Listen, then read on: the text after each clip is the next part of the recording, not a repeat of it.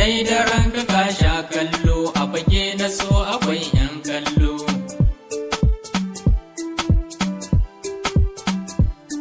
Duk wanda ya ga ƙauna dan Allah ya yi maraba, wani so bakin ciki ne, wani so farin ciki ne.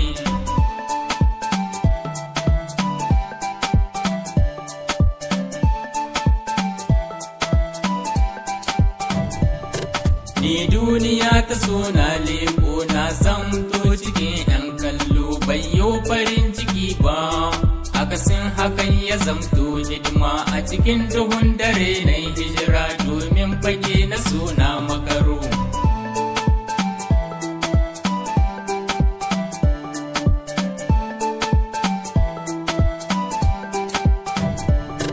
A fage na so maza na kuka kuma gashi ba a yin lallashi, makara ta zama motar farko wanda baka so yake ma jaje, in dai a so kana yin buri sam zuciyar ka ba ta haƙuri, a gaban mala'ika kai doro ko da a lahira ka makaro.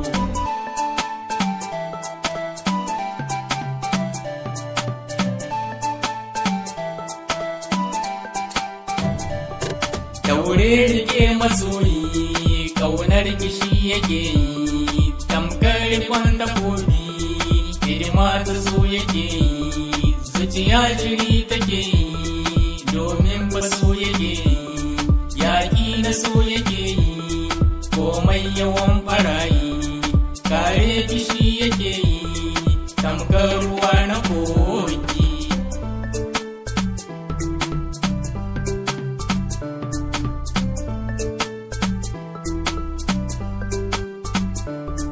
Da ka ji duniya ta yi daɗi mai son ka bashi maguri, in dai a so kana yin guri mai son ka zai hana makauri, raga mata so ta yo mata wuri ko za ka